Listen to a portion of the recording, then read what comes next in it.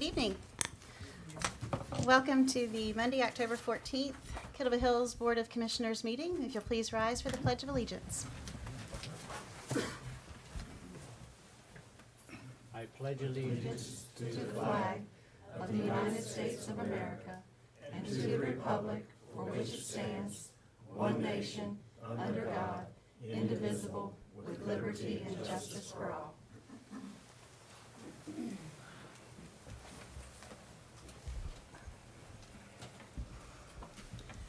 And if you'll please join us for a moment of silence on this Columbus Day before we start our meeting. Thank you.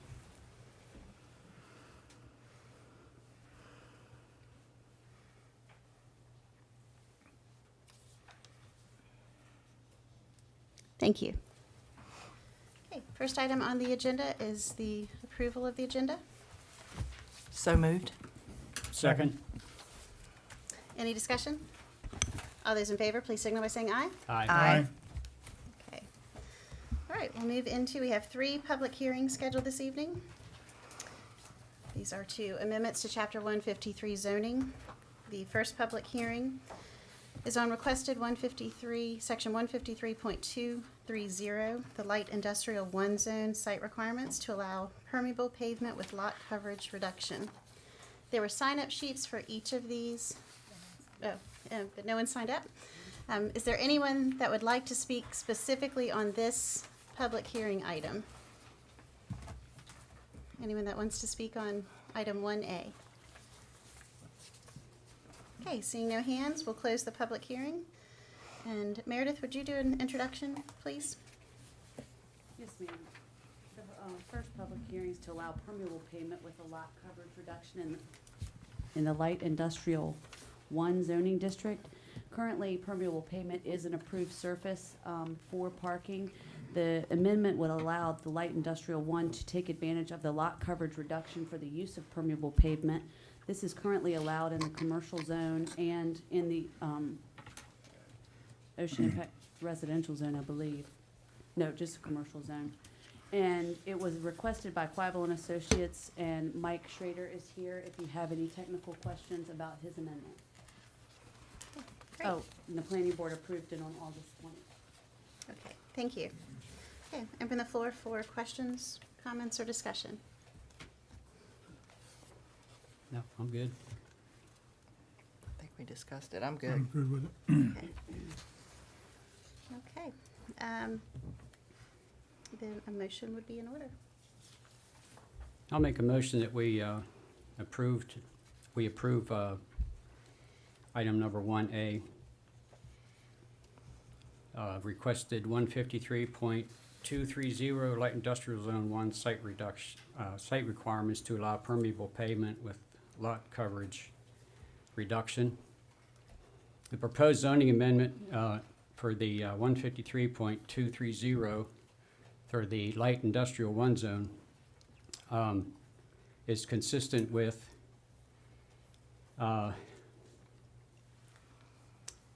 all the comprehensive plans and other officially adopted plans of the town of Kill Devil Hills that are applicable.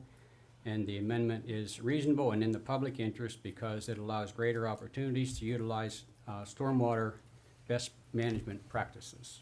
I second. Any discussion? Further discussion? All those in favor, please signal by saying aye. Aye. Any opposed?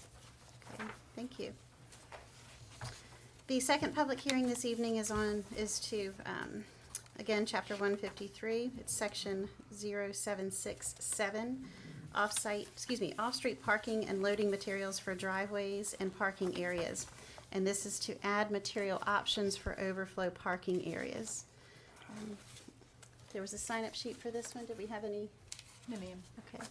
Is there anyone that wishes to speak specifically on this topic for this public hearing? Okay, we'll close the public hearing. And Meredith, you asked for any? Yes, ma'am. This amendment will allow commercial sites to utilize grass areas for overflow parking.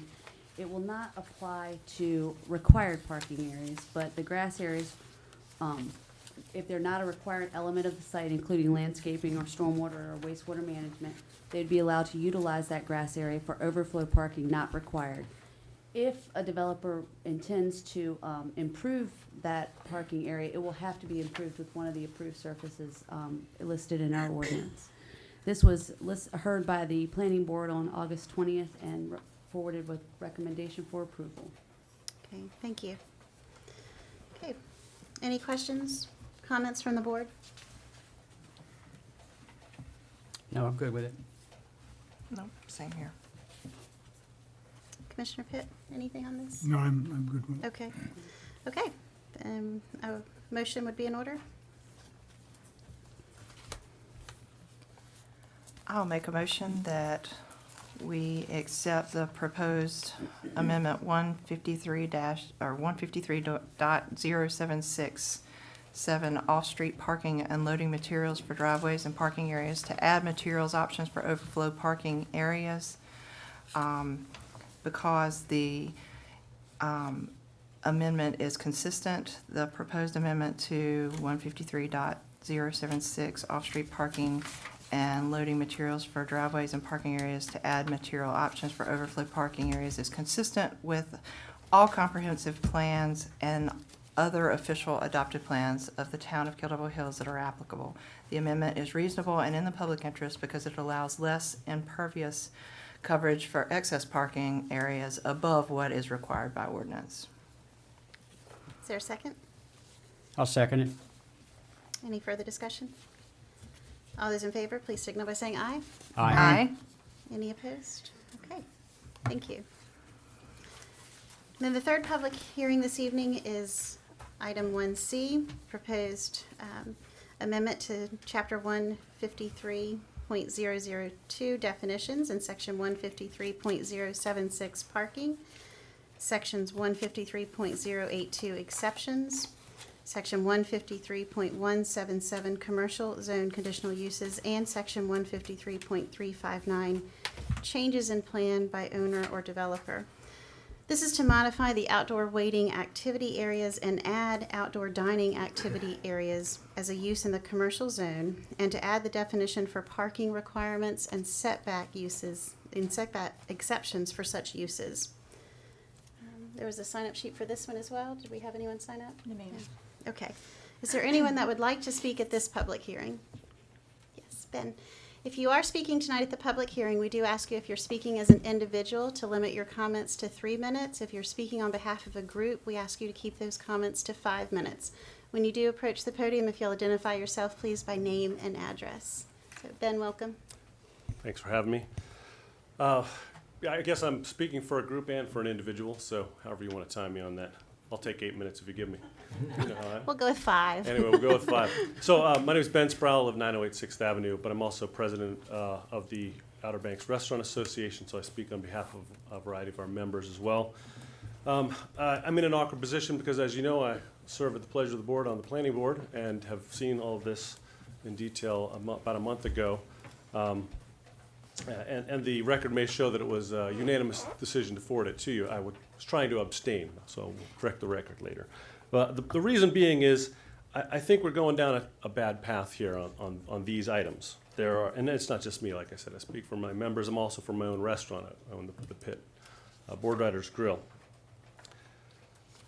What you see in here are, I think, is a great attempt to try to codify something that hasn't been codified before, and as a member of the planning board, I see the logic in that.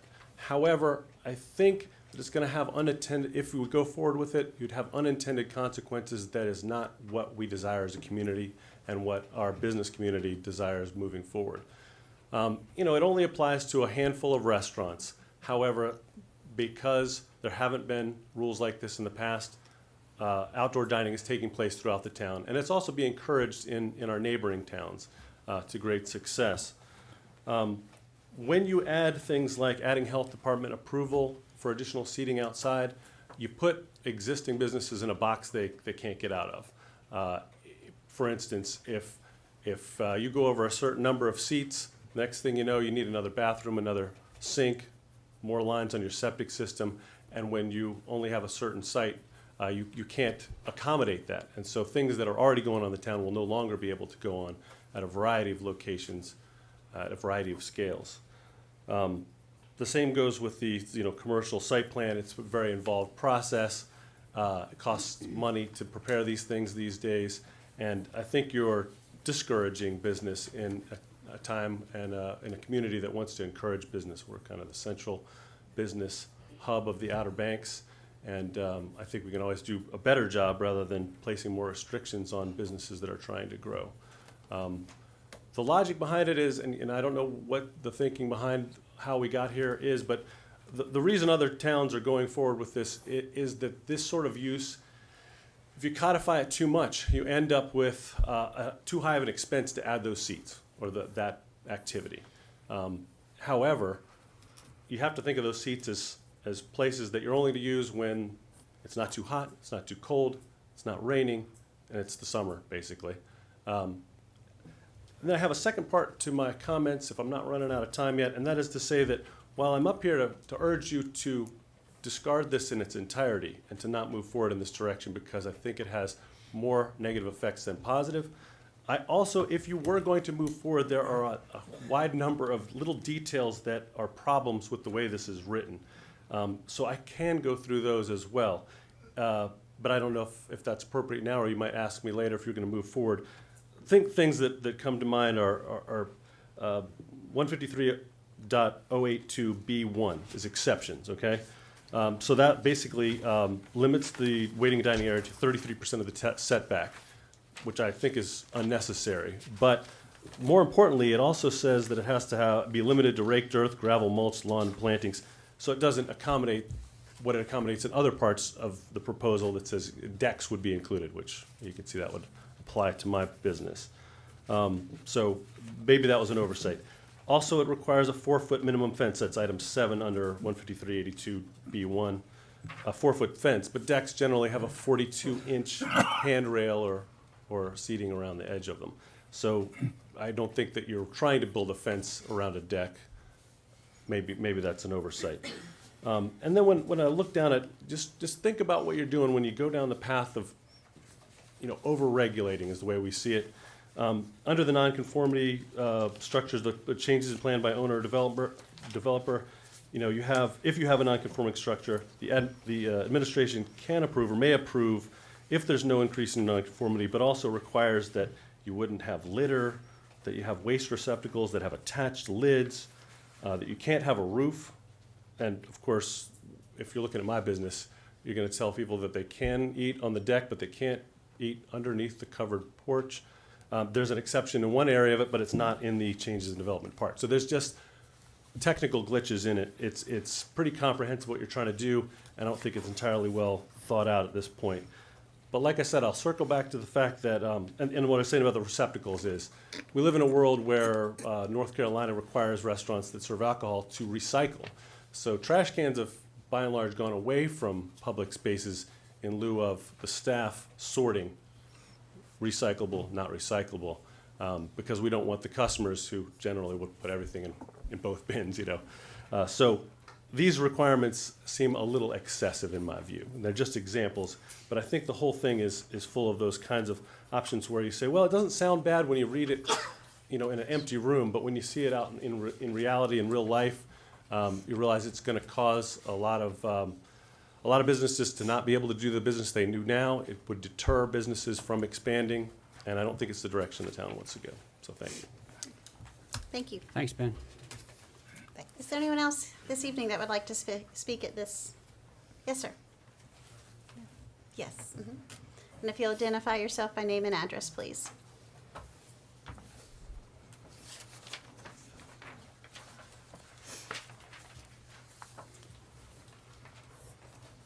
Hi, I'm Lewis Hunt, and I live at 516 Canal Drive, and I work at the Ramada. Just to kind of go along with what Ben was saying, I have a lot of questions about it as far as like what considers seating. My deck area has 25 seats, but with the Ramada we have much more seating on our deck for guests at the hotel, so that's like 35 more seats. So does that mean I'm 60? I'm nervous. That's okay. That's all I right. cook No, food, you're sorry. fine. You're fine. And then also, we have events where we let our property use for like the polar plunge and things like that. I know there's very detailed, you have to say what you're using your outdoor area for.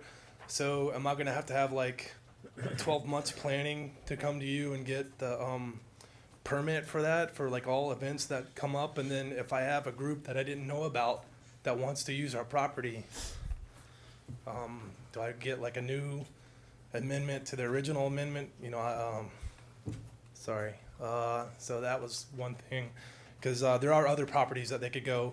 So if we restrict my property to that, they might go to the Hilton, you know, a different town, and so then I would lose business at my property, specifically to this.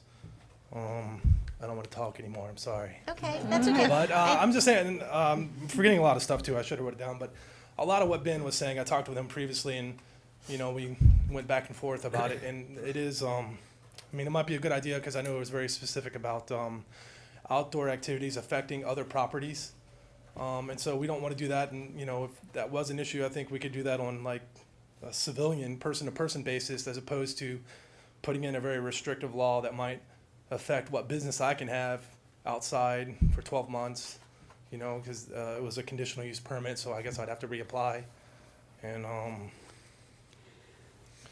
guess that's it, sorry. Okay, nope, you're fine. And we will get to a lot of what, in case you're new to the format, we'll get to a lot of what you brought up after everyone has a chance, who wishes to speak after they have a chance, and then we'll respond to some of the things you've brought up. All right, thank you. Okay, thank you. Thank you.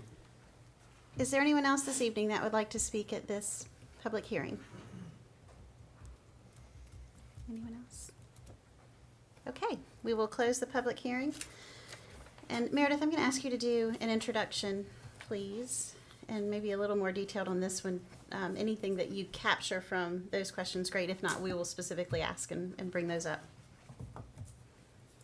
Yes, ma'am, thank you.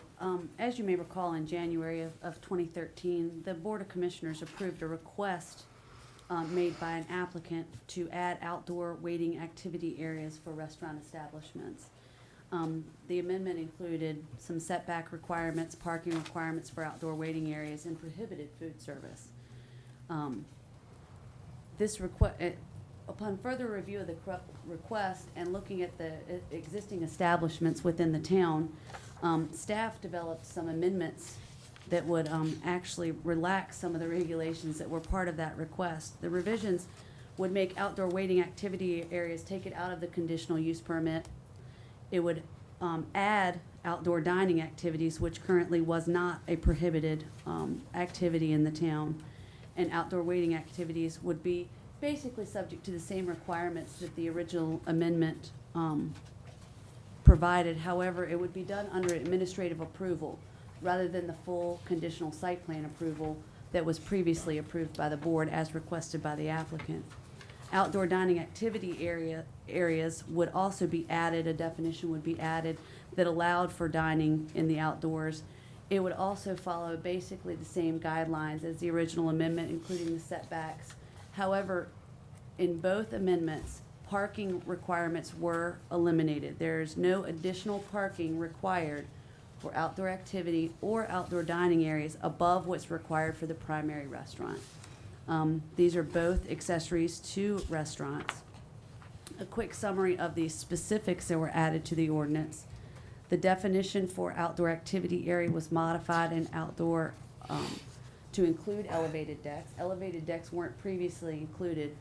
Upon the inclusion of elevated decks, there was also an exception made for covered entryways. Part of the amendment did not allow for any of the outdoor activity or waiting area or dining area to be covered. There was an exception written into the ordinance that allowed 200 square feet for entryways. That covered some of the existing businesses that we know that have this type of activity going on. It allowed that exception so that it would take those into account so that they wouldn't have to modify their existing conditions. The table of parking requirements was modified to delete parking requirements for outdoor waiting activity area that had previously been approved. Exceptions for outdoor dining area, which had previously approved setback, was extended to the setback was extended to the outdoor dining area that was previously approved for outdoor waiting. The conditional use in the commercial zone was changed from outdoor waiting activity area to the outdoor dining activity area. And 2 conditions were added, one being health department approval for dining. In the changes to owner and developer, outdoor waiting area was added to an administrative approval process for both conforming and non-conforming sites. And that allowed for outdoor waiting areas to be approved at a staff level where they would not have to expend some of the money to do a full site plan and submit it for planning board and board of commissioners approval. The outdoor dining area did remain in the conditional use because it did entail some building code requirements. When you add seating and when you add occupancy, there are building code requirements that have to be addressed, and that's why it remained under the conditional use process so that it could be fully staffed and reviewed by all the parties. And with that, I'll be happy to answer any questions. Oh, the 33% of the setback was part of the original request, and it was not changed in this modification. It was approved previously in January of 2013 that 33% of the setback could be used for outdoor dining or outdoor recreation, pardon me. We extended that to the dining. It didn't change from the original request that was approved in 2013, so that wasn't modified. It was actually expanded to be side, front, and rear rather than just a side yard extension, so it was actually expanded. And covered decks was addressed. The health department approval, that's required by law. If you have dining, you have to get approval for dining areas. And just to address the special events that the gentleman from the Ramada had, any special event is a separate permit, and it would not be under this ordinance. It would be its own entity, and each time you have a special event, such as a polar plunge or something like that, that would be a separate permit that would be reviewed by staff, and it would be totally separate from your day-to-day operational at your business. So, How long would that And just to add to what Meredith's saying, the groups that have been doing, I used to be with the YMCA, they're already taking care of they take care of those permits and come in and get and they've been doing that for years and years and years. What if I had like a wedding that wanted to be on my property? Would I have to come for every wedding that wanted to be outside to here? weddings are accepted out at this point as a special event. Weddings are allowed in our town, and you don't need special permits to have a wedding, but you can't. Maybe outside of the wedding, so I don't need a permit for that? Not from the town of Kill Devil Hills. I'm not sure what the health department would tell you, but the town doesn't require that. So, as far as like if this passes, I won't have to come get a conditional permit. No, and what, if you can, either later after this meeting or maybe even tomorrow, follow up with all the specifics directly with Meredith. But I think some of your concerns about this isn't looking to change the way that you've been doing business. And let me go ahead and add to your introduction, because I think this may clear up some of the confusion too, some of the items that Ben brought up. Currently, in the town of Kittle Hills, it is not permitted to serve food outside. So but we're aware that it's happening, and we think it's a good thing. But it needs to be done appropriately and where it meets health department and building code regulations. So the intent of this ordinance was not to try to place additional restrictions. It's actually to make it legal to be doing this type of activity. Because what potentially the downfall for those restaurants who are serving outside, regardless of when they're doing it, the concern is, we operate on a complaint-driven environment. And all it would take is one phone call to any of the planning staff or to us, and then we say, hey, we got a complaint at such and such. And right now, because we don't have an ordinance that would allow this, they would have to go in and shut that activity down, and potentially the business could be fined every day that they're not, well, actually prior to this, there wouldn't even be a way to get into compliance.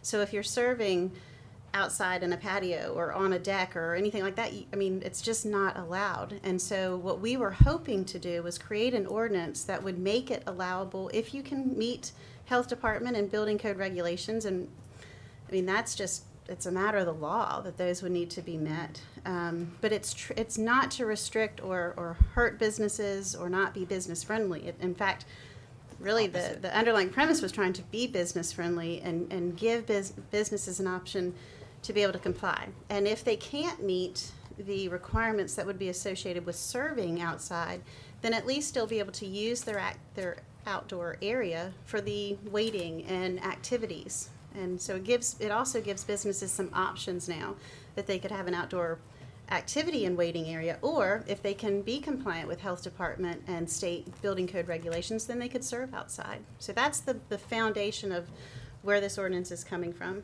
Did I misquote or speak on any of that? Okay.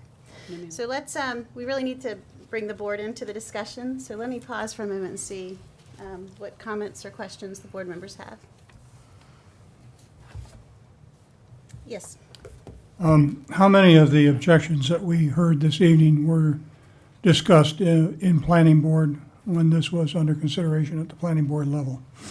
All of these objections were discussed at the planning board level. They were, Yes, sir. all right, and, And actually, there was, one of the objections was the covered area. And at the planning board level, the planning board added the exception for the 200 square foot covered area for entryways to accommodate that, because it did exist in reality, and we didn't want to cause hardships to those businesses who were currently, wanted to try to make this transition for those that were currently having these activities as smooth as possible so that they could continue to perform at the level that they were currently without much hardship. and all of these objections that we heard this evening were addressed without exception? I recall that all the hardships were brought up and discussed at the planning board level, and the amendment was forwarded, as you see it today, to the Board of Commissioners with a favorable recommendation. I think All right. Ben even voted in favor of it. Well, he didn't say anything, so. Yeah. All right, I don't have any further questions, thank you. Well, one of my questions was kind of answered in the fact that what are our options if we don't do this, and in the fact that it's not currently allowable for folks to serve outside. Well, and there is a small correction to that. They can serve outside, but that area has to be counted as part of their primary restaurant, and it has to be parked at 1 to 100. So they have to encompass that area into their primary business and say, this is part of our dining area, therefore it would be required to, again, meet health department, but it would also have to be parked at 1 to 100. And in looking at our current businesses, that was the encumbrance that was prohibitive for all of them, is that there was not enough room to add parking, and that's why the parking requirement was Relaxed. removed. So really, what we're doing is working with folks to try to make it more easier. Thank you. That's the word. More relaxed, and we're trying to be friendly to the businesses to make this easier for them to be able to work. And bring some into compliance. Thank you. I guess the other question that I had, and I wrote it down, but now I'm trying to find problems. I wanted to make sure that I understood that when we were talking about decks, because I know Ben brought up the fact that the decks was not in there. Did I hear you say that was included in there?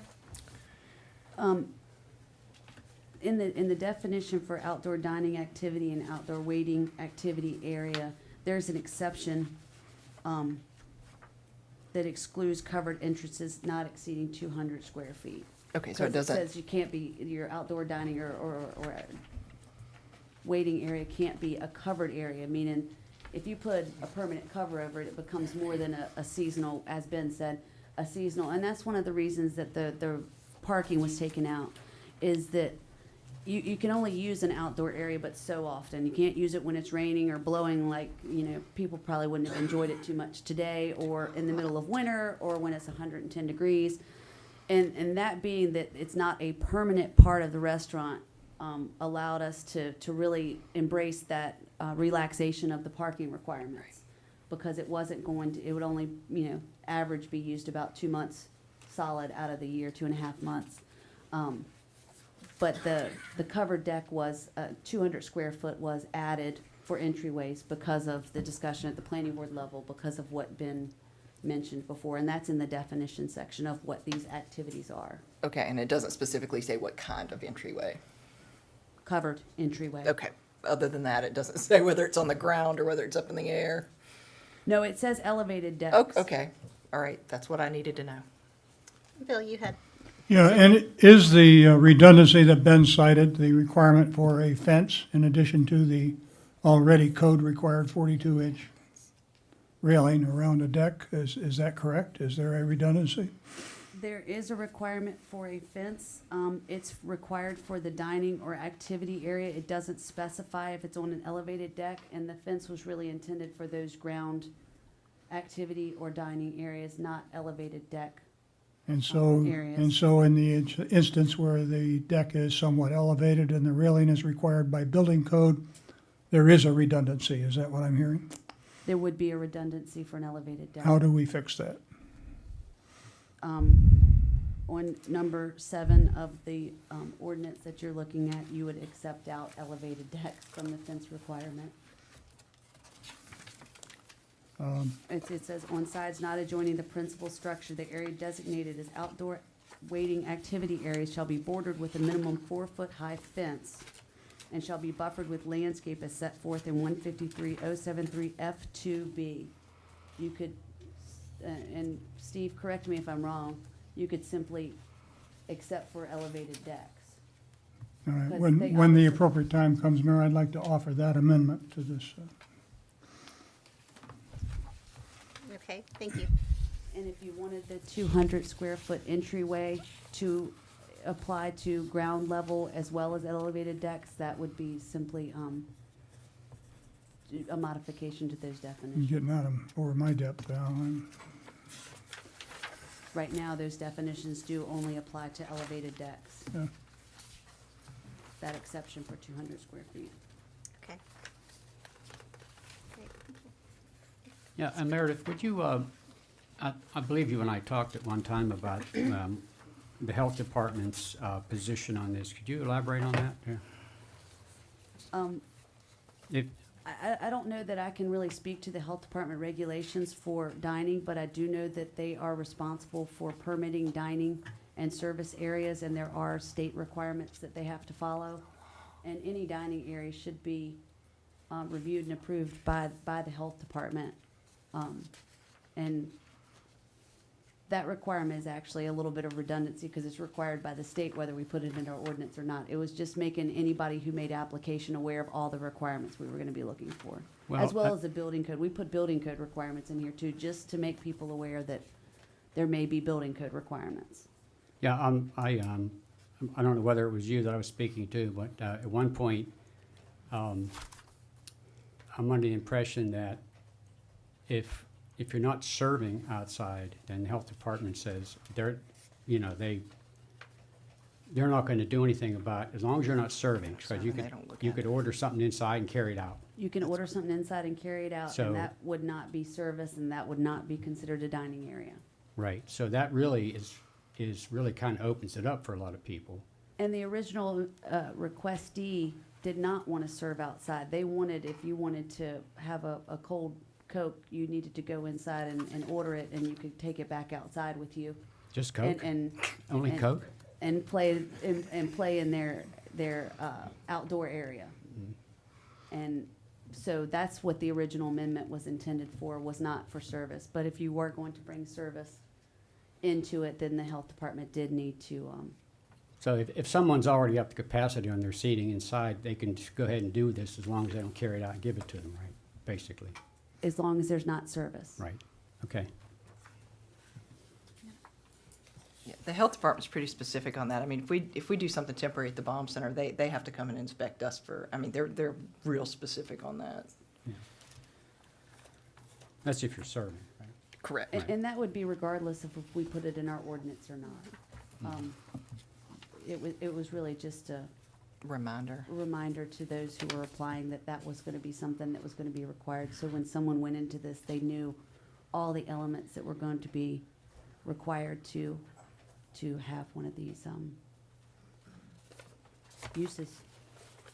So if you ordered something inside and went outside to wait, and say the staff person was on their way to someplace, and they could just drop it off on the way, or something. How far are we gonna push this?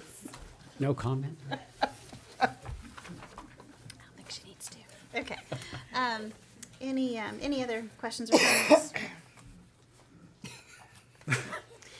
Bottom line is, as I see this, is it finally, not finally, but it will give the restaurants an avenue where currently they don't have an avenue if they want to serve outside. So it gives them a choice. We're not forcing this on anyone, but at least there would be an option if someone wanted to do this type of service. And if they don't want to do this type of service, but they want to have people come pick their food up inside and take it out, then they just can use the outdoor activity and waiting area. That's fine too. Or they don't have to do either. And if they're doing just the outdoor activity and waiting area, it's now administrative versus conditional use, so it makes it even easier on the applicant. It all can be handled by staff. So that's why I have been a big proponent of this, is because I feel like we would finally have avenues for these restaurants to be able to do what I think is an asset in our town, and have this outdoor dining and recreation. So. And this isn't, this code is gonna be on paper, it's not carved in stone, so anytime we need to make an adjustment to it, that can always be done. If something isn't really working here, we can address it at some point. Okay. And Mrs. Mayor, if Yes. you wanted to have the covered entries be an exception in all cases, not just elevated decks, it really just requires a comma in the definition. Okay, and I'm sorry, Meredith, what page are you on then I'm again? on page 1 of the amendment Okay, in the 2 definitions. It says unenclosed seasonal utilized area outside the primary structure, including elevated decks. If you simply add a comma there, excluding covered entrances not to exceed 200 square feet, that would exclude them all, rather than only the covered deck. And if you do that in both definitions, it's just under definitions here. Sounds like you can't keep Should it be included? Kind of creative as a double negative. I know what you're trying to say, but Okay, that's not how. so, and to address that as well as Commissioner Pitt's, Yeah, my amendment is to, actually, it's on page 6. And let's see if I can figure out the paragraph numbering. This 7. B2C7. And I think first we should add by a minimum 4 foot, I believe you intended to say fence. After 4 foot in parentheses. this is page And 6 shall of be- 7. And shall be buffered with landscaping as set forth in umpty ump, with the exception of elevated decks that are already enclosed by with required railing. required railings. Mary, did you get that? Yeah. Steve, any comments on this, or you? Okay, May- yes, May we add that also to 2 little b, I'm sorry, the first one, it would be 2 little c, 7. 2 little C7. Page 5. I thought that's what I was doing. Non-conforming it's in 2 spots. It's number Yeah, 7 you're on under page the, 6. non-conforming commercial, and it's number 7 under the No, administrative okay, approval for okay. commercial. I missed it. I missed it. Okay. Got it. So it's in both it's on page places, 5 number of 7 and page 6 of 7. Oh, I see, okay. Okay, Good find. okay, so, a motion would be in order. I move with these approval 3 of the changes. amendments. Okay. I'll second that. Um, Can you let us get away with it? yeah, hold on. All right, Commissioner Pitt, do you mind adding a consistency statement to, No, we do the consistency statement when we so when approve do the, just do the, we're first with the, let me make sure that I'm clear on your motion then. Is your motion just to make these changes to? Yes, the Okay, amendment to the motion, or the amendment to the proposal. okay. Oh. So the existing motion and second is just to make these three changes to this proposed amendment. Correct. Any further discussion? All those in favor, please signal by saying aye. Aye. Any opposed? Okay, thank you. I move proposal of the proposed amendment. 153.002 definitions, 153.076 parking, 153.082 exceptions, 153.177 commercial zone conditional uses, and 153.359 changes in plan by owner or developer to modify outdoor waiting activity areas and add outdoor activity areas as a use in the commercial zone and add definition parking requirements and setback exceptions for the use in the commercial zone and add definition parking requirements and setback exceptions for the, boy, this is getting complicated. This proposal is consistent with all comprehensive plans and other official adopted plans of the town of Kill Devil Hills that are applicable. The amendment as amended is reasonable and in the public interest because it allows greater flexibility for outdoor uses in conjunction with restaurants. Thank you. Is there a second? I'll second that. Any further discussion? All those in favor, please signal by saying aye. Aye. Any opposed? Okay, thank you. Just, I don't know, if somebody may not know, but that, the consistency statement thing is a state requirement, and we have to say it out loud at any time there's something like this is taken care of. Okay. Next on the agenda is the time set aside for public comment. This is the time that anyone in the audience who wishes to speak on any topic is welcome to come to the podium and ask questions or speak on any topic that they so desire. Again, the same rules apply during public comment as a public hearing. If you're speaking on behalf of an individual, as an individual, we ask you to keep your comments to 3 minutes. If you're speaking on behalf of a group, if you would keep those comments to 5 minutes. Mary, did we have anyone sign up for? We did not. Okay. Is there anyone in the audience that wishes to speak at this public comment? Yes. Jack.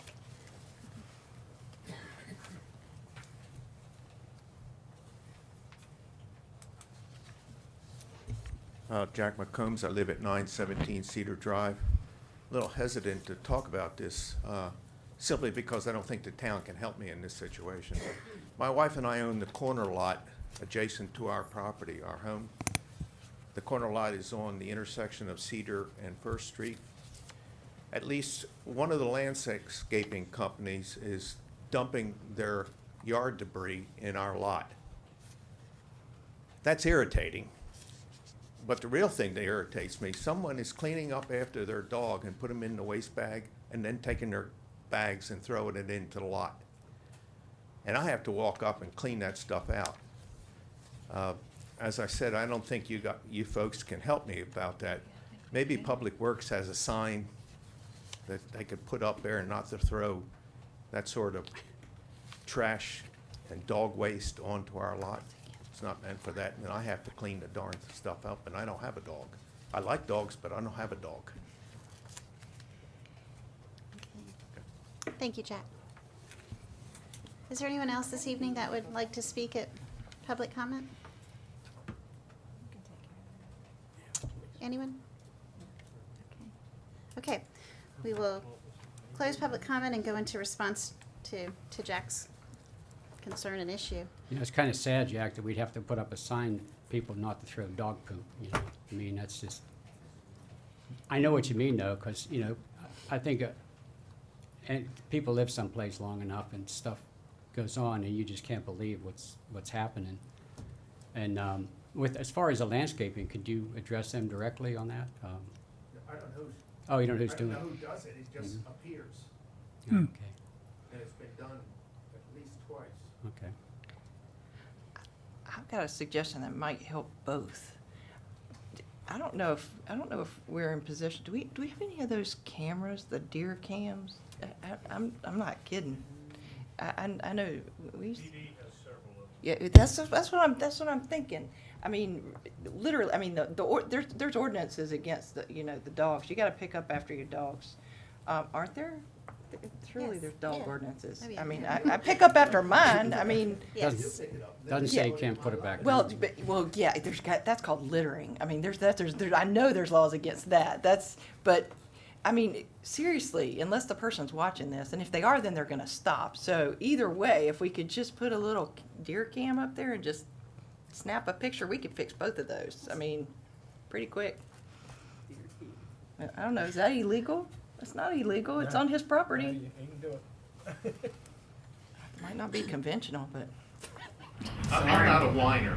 No, you're not at all, that's why I'm thinking. Your ticket. Yeah. Yeah. Well, I'm glad you brought this up because I think there's now some visibility to it, but I think after the meeting, we can talk about what Yeah. potential options there are. What type of yard waste are you seeing, Jack? Branches, grass cuttings, the trimmings off bushes. There's an opening off First Street where you can get. Yeah, I know. Yeah, Exactly what nice you- lot. I know where your lot is, and I have a strong suspicion as to where it's coming from as well. Do you have a dog? I'm much cleverer than that.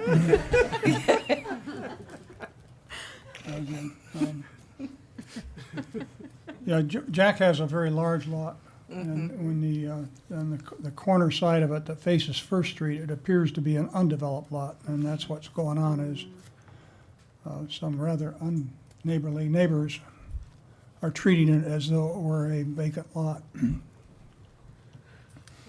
Okay. We'll work with you how we can, Jack. So thanks for bringing it up to us. Okay, let's move on to new business. And item number 1 this evening is the interlocal agreement for beach nourishment funding. And we're pleased to have County Manager Bobby Outen here with us. Thank you so much, Bobby, for being here tonight. Welcome, Bobby. Thank you, glad to be here. I'm looking for the. Oh, Meredith's coming. She's Oh. got it. It's coming, it's coming, And we each have a PowerPoint at our desk, at our table this evening. right.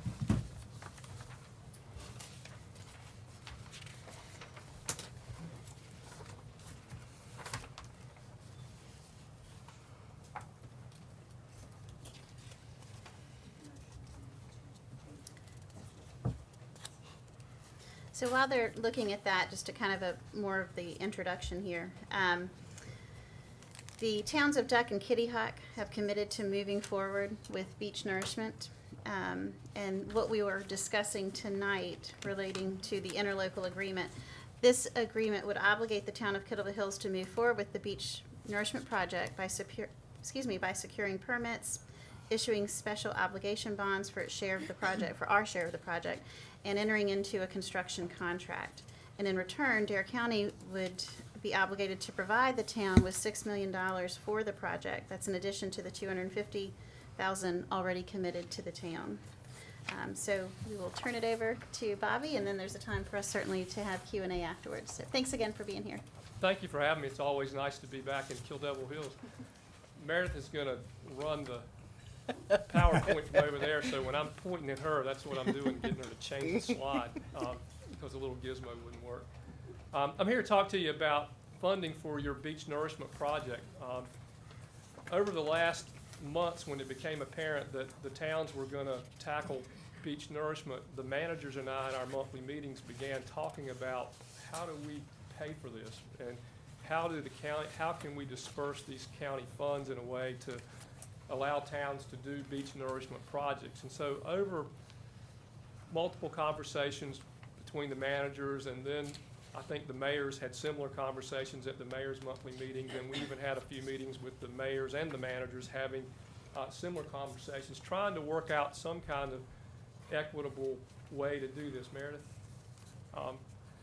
So what we did is we, as a county, decided what are our goals, what is it we're trying to accomplish. And the first goal and the major goal was to leverage our funds. The oxy tax that funds our beach nourishment plan is designated for that purpose only. It cannot be, which one do I push? Just the green one? The right.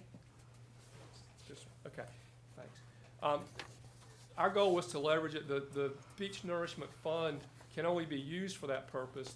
It doesn't do the county any good to hold those funds and not spend them and not give them to the communities that want to do beach nourishment, because we can't do anything else with them even if we wanted to. And so our goal is to leverage those dollars and put as much sand on county beaches as we can, and to assist towns that want to do that. In doing that, the second goal that we had was there's going to be some debt involved with whoever does this. And our concern was that if we had a storm in May or in June, an early storm, and all of a sudden our occupancy tax dollars slowed or dried up for that year, that we had some amount of fund balance in our account that would allow us to pay the debt service for that year on behalf of the towns, or if the county does a project, the county projects. Absent that, we would have a problem because we would not be getting the revenues in that we anticipate to pay for that. So we set aside in our models and the things that we did in dividing up these funds, about $8.3 million. For those that have been to the Kitty Hawk presentation, that number has come down a little bit. It was, I think, 8.8 or something like that in that presentation, because we've rerun the models, changed some of the dollars, and done some things that I'll explain later. So some of these numbers are going to be slightly less than what they were when we talked in Kitty Hawk. The third thing we wanted to do was accumulate a fund balance during the life of the project, so that when the 5-year life of these projects was over, there would be a significant balance in that account to do it again if we had to help with maintenance if we had to, again, to distribute among all the towns and the county that are doing nourishment projects some money to help keep the beaches for what that initial investment allowed us to do. And in theory, over that 5 year, you're not going to lose 100% of your beaches, and so if you have some amount of money there, then we can contribute, you can contribute, and we can keep the beaches like we planned them. All right. There we go. In that thought, it was the county's view that the towns need to contribute some amount of money to the projects. It was also the county's thought that there had to be some fair distribution of those funds, and we looked at multiple ways to try to do that, and I'll talk about some of those in just a minute. There had to be funds in the fund to assist in the nourishment down in Rodanthe or Buxton. If those projects prove feasible in the future, then we had to be able to afford to do those. And we had to achieve the overall town goals, whether they're goals like in Kitty Hawk to prevent flooding in between the highways, or in Kill Devil Hills to nourish the beach, to protect infrastructure. Broader goals are to make sure that we can try to keep those costs within the parameters that the town envisioned when they committed themselves to doing these projects. So, in doing those things and meeting those goals, we came up with some difficulties. One was timing of the projects. Kill Devil Hills was on one schedule, Duck was on a little faster schedule, and Kitty Hawk was on a much slower schedule. And so trying to allocate funds and do the things that we were doing with everybody on a different schedule and trying to time the use of those funds made the models go haywire. So somehow we had to work on bringing those timing difficulties together. The second thing we looked at were the unequal scopes of the projects. That scope was both in mileage, length of the projects. They're not all the same size. It was also volume of sand. Some projects contemplated more sand than other projects, and so when we're trying to allocate funds, how do we allocate those funds fairly if we're not comparing apples and apples in the fund allocation? And then finally, we have an unequal tax base. Kitty Hawk has a tax base that has significantly less value than Duck or Kill Devil Hills, and Kill Devil Hills has a tax base that has multiples larger taxpayers. So a penny in every jurisdiction does something different to that jurisdiction, and then trying to balance those needs among all the three towns created issues too. And so we had to go through and address those difficulties. So what are our solutions? Well, with regard to the first issue on timing, what we did is we took some money out of the fund and gave it to all of the towns. And what the purpose of those funds was to bring everybody onto the same schedule. It was to, in effect, catch everybody up with duck because they seemed to be the furthest along. But what that allowed us to do was once everybody was on the same schedule, then the timing issues that I talked about earlier about trying to run the models with different people getting different money went away. As important to that, putting them all on the same schedule is a pretty good cost saving. 17% on, $40 or $50 million of projects is a significant saving of the taxpayers' money. And so for the design, permitting, construction, the engineer's estimate was that we could save 17% if we got everybody on the same schedule. So that money that we invested, those few $100,000s up front that we fronted to the towns, saved us 17%, which is millions in 2016 when we get ready to build these projects. With regard to the unequal project scope, what we did is to make apples and apples, we took the Nags Head project and said, what is it you did down there? And on average, they did 75 cubic yards per linear foot. Now, they did more in some places and they may have done less in others, but if you ask the engineers what they did 75 cubic yards per linear foot. So what we said was, okay, when we fund this, let's just assume that we're gonna do 75 cubic yards per linear foot in each one of the towns. So then, once again, when we start looking at our fund allocation, we're doing the same size projects on the same schedules, and we can make apples to apples comparison and make informed choices. If a town wanted to do a larger scope, they could, but they wouldn't be doing it at the expense of one of the other towns because they would take a greater proportion of the money out of the Beach Nourishment Fund. Next problem, the third problem, was the unequal tax base. We have financial consultants that represent us and represent the towns as well, and we had them run multiple different models to try to achieve some fair allocation of the funds. The big problem was the low relative value of the Kitty Hawk tax base versus the other towns. No matter what Kitty Hawk did with their tax rate, they couldn't generate enough money to make any kind of a pro rata distribution affordable. So any distribution method that dealt with cubic yards or linear feet of sand or size of projects or any of those kind of things took Kitty Hawk out of the mix because there wasn't enough money to make that work. And so we had to come at it from a different angle.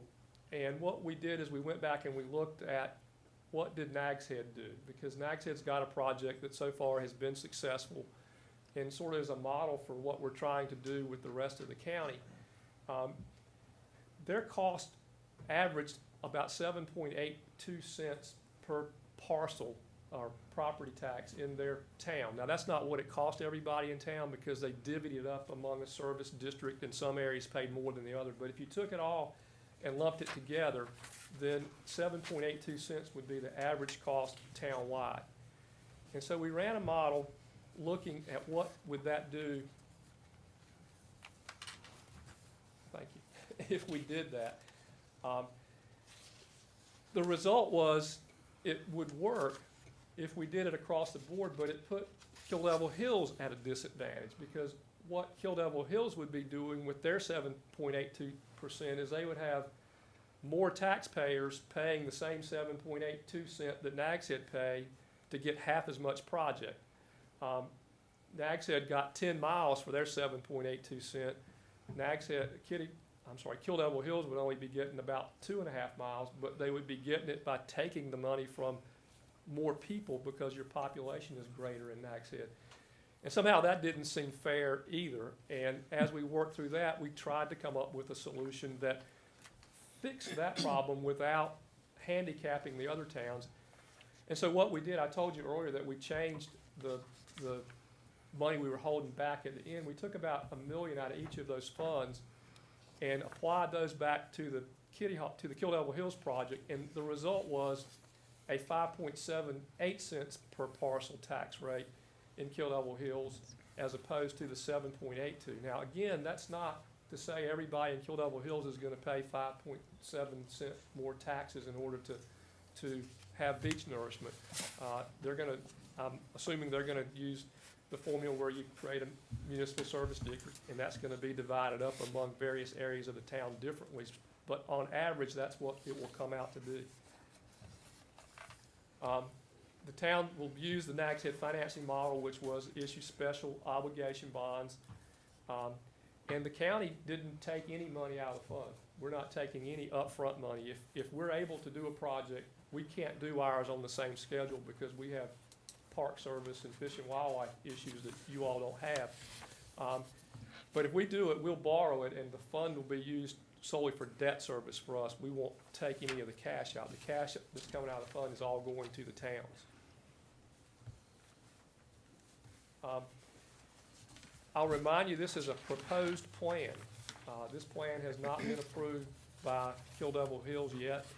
It has not been approved by the Dare County Board of Commissioners yet. It may be tweaked down the road. Kitty Hawk and Duck have approved this. We've made the presentation in Kitty Hawk, and we've given the documentation to Duck, and they have approved this. There are some time constraints because in order to get everybody on the schedule for a 2016 construction date, the towns need to be making decisions now so the engineers can be starting before the beginning of the year on this. And then the lawyer caveat is this is all based on assumptions, the assumptions that were provided by the engineers with regard to cost, the interest costs, which are provided by our consultants, and obviously those things can change if the market changes, and if they do, then we just have to deal with those things when they occur. Cost estimates.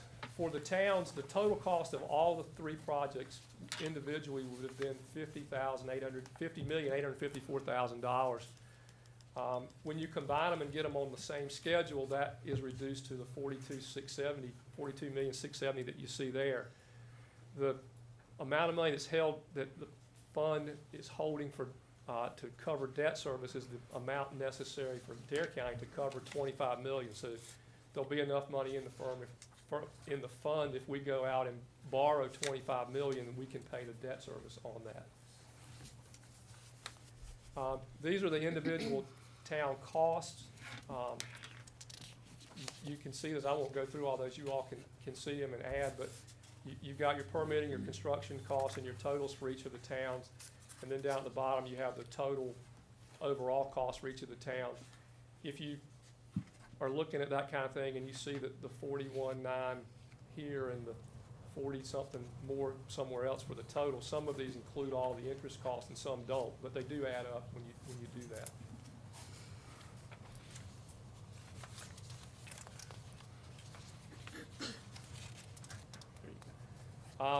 So, what's the Kill Devil Hills cost?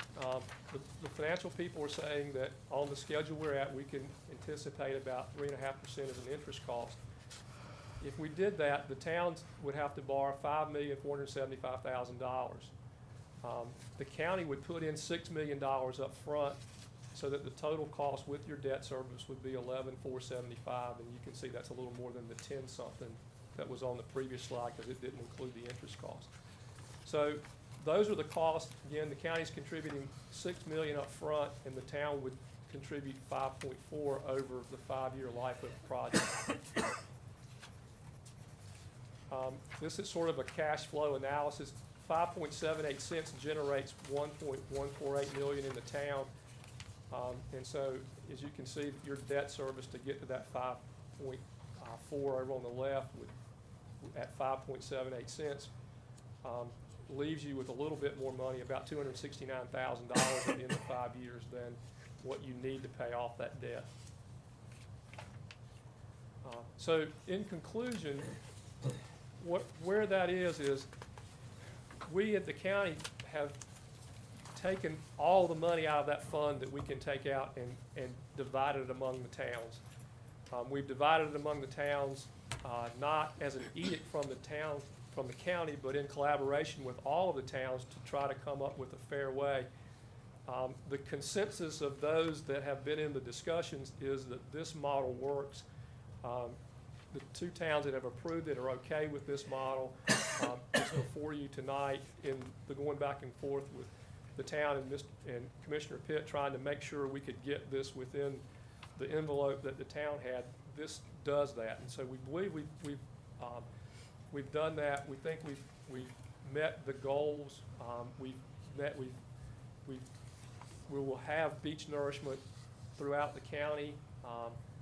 We'll have some funding available to do maintenance. We'll have some funding left to start again if we need to. So the county goals will all be met.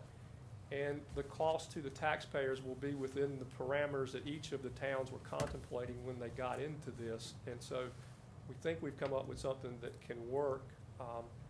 And that would be the conclusion of this PowerPoint. I can tell you that a tremendous amount of effort, and this file is the file, and half of it is the various models that we ran, trying to do this in a way that would make it work and make it palatable to all the communities.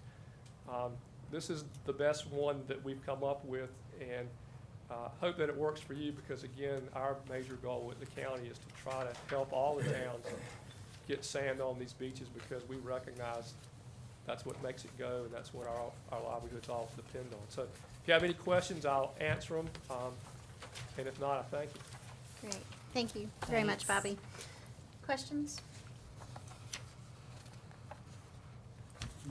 I don't think I've got any. I just want to say thank you for continuing to work on the model, and Commissioner Pitt, thank you for the work you've done. I know Absolutely. when we did meet with the managers and mayors and county, and Warren with as the chairman of the county board, the model that we saw then, which we were looking at trying to, make some concessions to make work, really still put Kill Devil Hills at a disadvantage, and I really appreciate the work that you all have done since then, and, trying to find, which is what you presented tonight, a model that accounted for the, as much as you can, the unique situation that each town presents between project scope and then population size and tax base. And I think it is going to put us in a position to be, back several months ago when Beverly presented some models, looking at what townwide the tax rate may need to be versus what we would do by establishing a special tax district. It puts those calculations, I'm looking at you, Jack, because I remember that was the light bulb that went off when you saw, well, how does that affect me personally? And we'll have an opportunity in the future to go back through those again, but that puts this back in that same scope.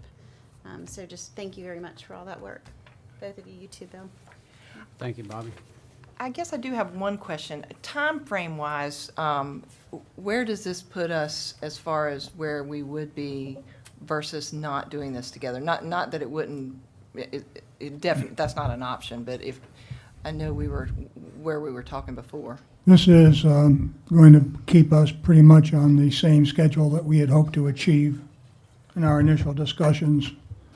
We had hoped to be ready to go to contract in 2015 and be ready to execute in the winter of 2015, but our expectations were that costs for winter work would be prohibitive, and so the best we could look forward to was a early start in the spring of 2016. And as we look at this particular model, that envisions pretty much that same schedule. And so we and Duck were already pretty much on that time approach. Kitty Hawk did not really have a time approach yet, and this will be a stretch for them, but it is achievable and doable, and I'm confident that they will, particularly if they have our support, the county support, and the town of Duck's support. That's great. Thank you. Yeah, thanks, Bill, for all the work you're doing on this, and thanks again, Bobby. Thank you. Okay. With that, motion would be in order if the board Well, is I'd ready. like to make a few comments first, if I may, Mayor. Absolutely, And I'll try absolutely. not to talk forever. Thank you very much, Bobby, for all of your work, and I think it was a superb effort to put together a proposal that actually looks at the needs and the peculiarities of each community that's involved. This plan has some very, very positive features to it. The first and foremost is that it's actually achievable. It is a financial plan that will actually work. you know, what we had hoped, of course, was to be another Nag's Head and cop all the money we could, put it all in our pockets and run off. But as it works out here, we're $13 million short of, in the county, of the money that's necessary for Kill Devil Hills to do that, if we just took our plan and ran with it. This is a very sound proposal because while there are some negatives, that is, for example, we wanted to get at least 100 cubic yards per linear foot. We had gone with 150 simply because the cost of mobilization was so high. It made the ratio of fixed cost to variable cost so high that we said, as long as we're spending all that money, let's go for it and get all we can, assuming, of course, that we could rob Bobby. But we were planning on doing it alone, remember, and Nag's Head would be sitting up to the north of us, exposed like a baby. This proposal does essentially the entire oceanfront of Kitty Hawk, and that is going to be a super boon to the town of Kill Devil Hills.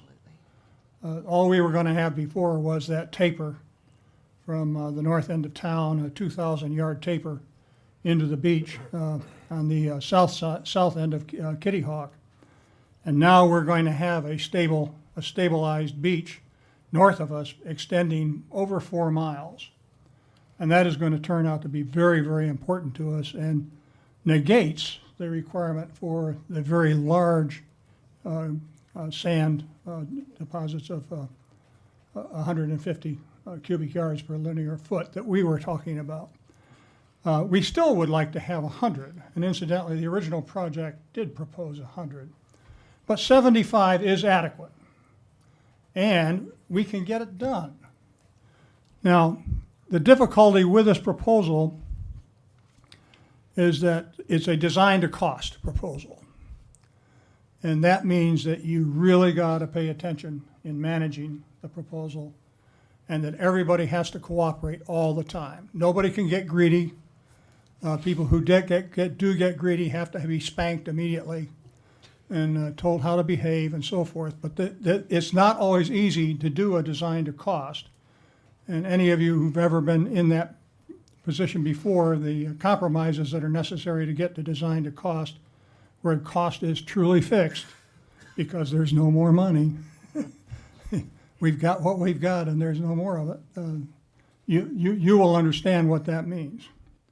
This has another advantage to the town of Kill Devil Hills in that as we initially proposed this to our citizens and worked with our citizens to convince them that this was not unaffordable, we basically proposed that what we would do would hold the town tax rate as a whole. That is, the ordinary taxpayer within the town would pay a surcharge or an additional tax on the general levy of 10%.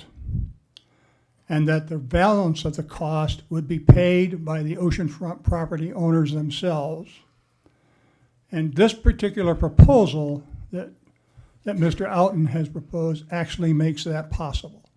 Beverly's here tonight and could discuss the details of that with you, but we will be able to do this with an oceanfront special service district. Actually, we'll have two because the taper also has its own district because after all, people in the taper are getting an average half of what people who are in the main fill area get, and so they deserve a little bit of special treatment, and that's provided for. Beverly's provided for that.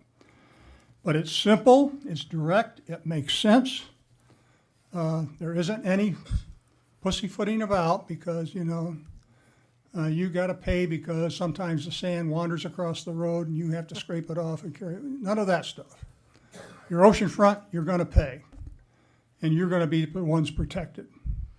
And I think that's a great advantage. At any rate, I strongly urge that we accept this plan and this proposal.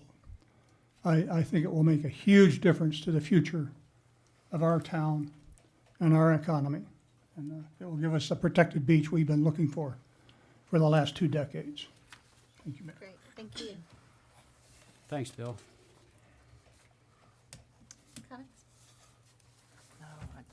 again, just thank you for working on this. I think it's great to be able to be a part of this. Make a motion. Okay. I'd like to make a motion that we approve the interlocal agreement for beach nourishment funding as presented. I second. Any further discussion? All those in favor, please signal by saying aye. Aye. Any opposed? Great, thank you. Thanks. Thank you, Bobby. Thanks, Bobby, again.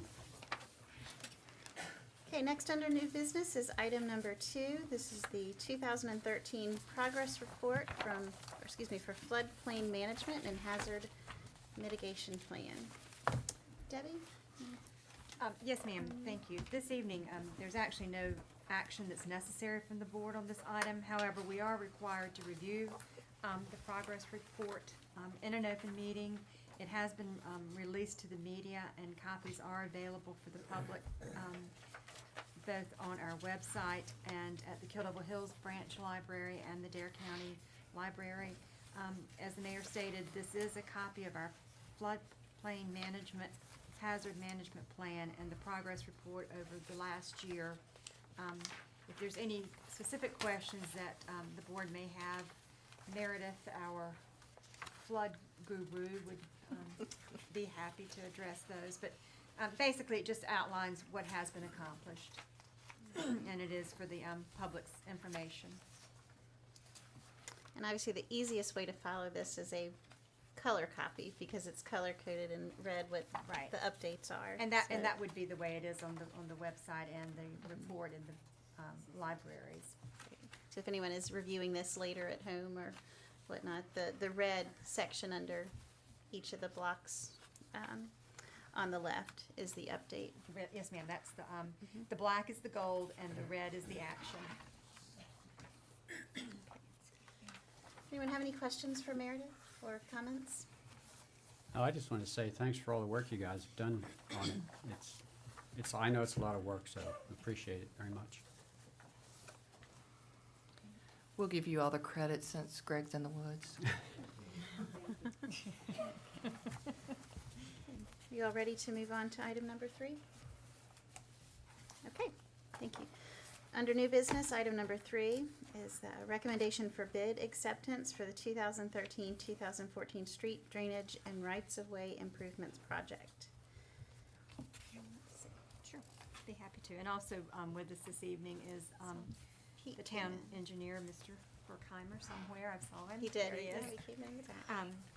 We did receive bids for the upcoming project. As you recall from the previous discussions when the board allowed us to put this to bid, this is a very large project. It is outlined in Steve Albright's memo to me.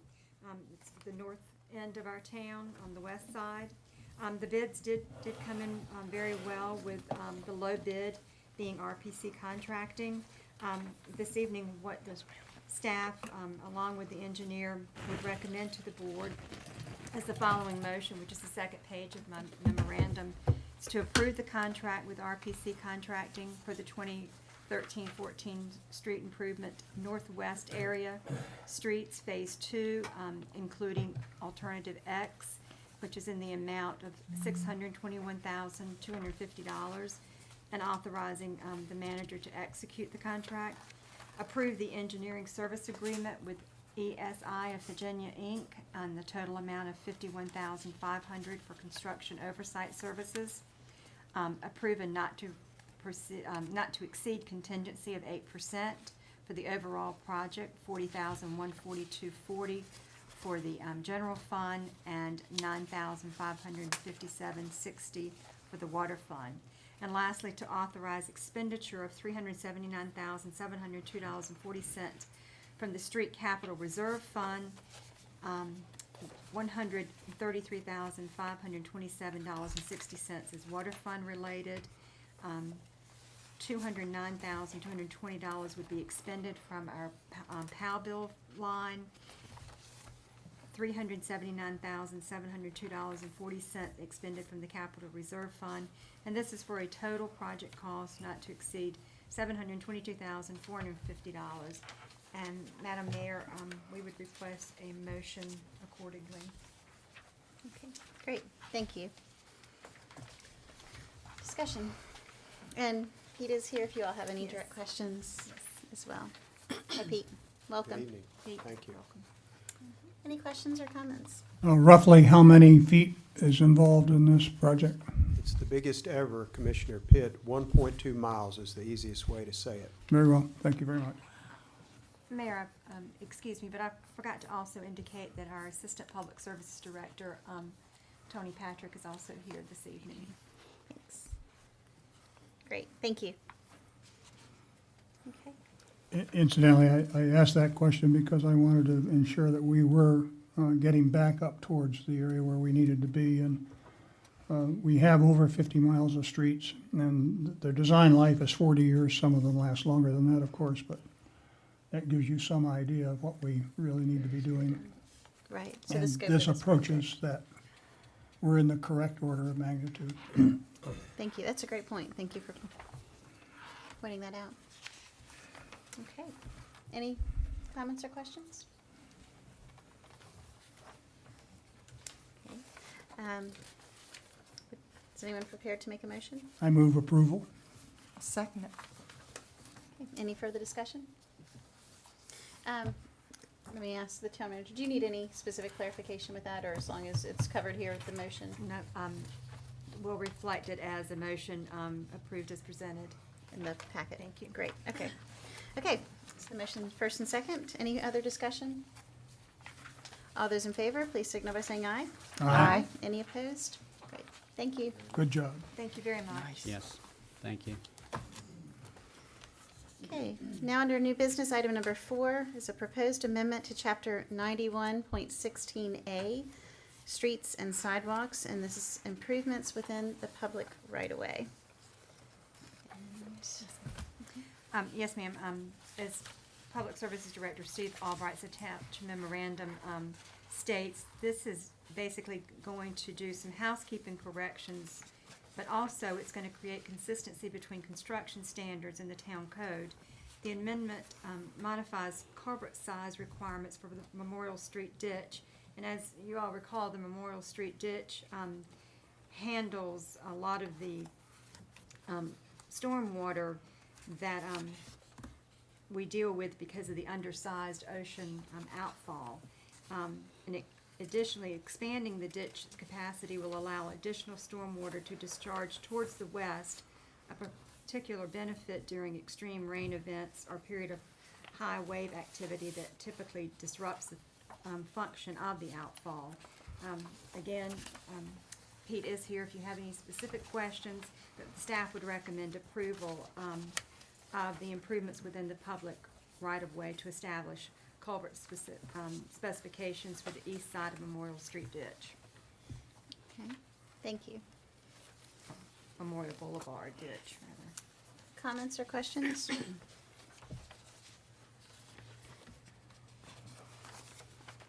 Steve, I have one, or Steve, sorry, Pete, or Tony, whoever's, can answer this. I was on page 3 of 5 where it has the culvert sizing chart. In relationship to this, what is the size then of what we need to do at the Memorial Boulevard ditch? I mean, are we gonna need to, with this, will we need to change, or will we be changing that culvert? Where exactly on Memorial, Mayor, are you speaking of? Well, I guess what I'm trying to understand from, if I'm reading this correctly, is that, well, I guess we're modifying the culverts around that, so it's the flowing into it. So there's really not a change there, but we will be needing to change some of the existing culverts Yes, ma'am. around that Let me area. answer it this way. Our master plan for the Memorial Boulevard ditch and pipe system starts with 36-inch pipe at the south end from Carolyn up to about where the Holly Street ditch flows join in. Then it jumps to 42-inch from there up to where the Goddard Street ditch, the big canal that brings drainage up from this area and the school complex. Where that joins in, it increases to 48. We've already had to do some 48s here and there where some of the very old corrugated steel pipes have just rusted out to total failure. In a related matter, the street committee met this afternoon at 4 And the project we'll be recommending to you, they are recommending to you, which you'll consider at your November meeting, looks at one stretch of Memorial and proposes, among other things, to replace a bunch of very bad physical condition 24-inch pipes with 48s. And Oh, wow. for anybody who's Wow. a math whiz on that, that's gonna be about a tenfold increase in Yes. capacity factor. Okay. And I think one other factor in this that's important to help understand is, this area is residential. There's residential properties, and this is an unusual size, unusually large size culvert for a residential area, and that's where we were running into problems with this. The requirement for a commercial area is more in keeping with this, so that's what makes this a little more unique. Yeah. I No, was in- that's great. oh. Go ahead.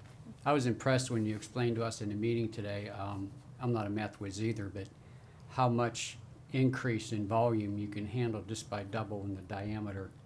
Could you tell that like in a couple seconds or 3? Mayor Pro Tem, I can't clear my throat in a couple of seconds, but I so know, my, so my I know. detractors say, let's just say you're gonna go from a 24-inch pipe to a 48-inch pipe. Well, you think double, so you double the capacity, but that's not right. In fact, you're quadrupling the cross-sectional area of the pipe, so you're quadrupling the capacity, right? No, that's not right. Actually, the average velocity inside a 48 is half again as fast, a little more than, in a 24. So now it's 1.5 times 4, so you're over 6 times as great. And then to ice the cake, the old corrugated steel pipes have a corrugated wrinkly inside, so the water is rubbing against a rough surface.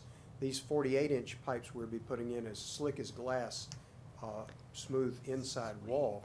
So there's a smoothness factor there that's about double that of the old pipe. So if it were one long continuous pipe, the whole run, it would actually be more like 12 times or 12.5 times. But because you get some losses at the beginnings and ends of long runs of pipe, 10 is a pretty good middle-of-the-road number. And think about what that'll do in terms of how long it takes to dry out the south end of Memorial after a bad rain. It's a We big won't be able to difference. keep them from flooding until we get down in that area with improvements. But the length of time in which they will recover is going to start dropping dramatically as we push these improvements ahead. Yeah, you said from sometimes days down to hours. Right. That's great. Thank you. Important work. Thank you. That wasn't too long. Okay, any other questions or comments? Thank you. Otherwise, a motion would be in order. I move approval. Okay. Is there a second? I'll second that. Any further comments or discussion? All those in favor, please signal by saying aye. Aye. Any opposed? Thank you, ma'am. Thank you. Next, we'll move on to Commissioner's agenda. Commissioner Pitt, anything this evening? No, I have no commissioner's agenda tonight. Thank you very much, Mayor. Okay. Commissioner Rebottoms?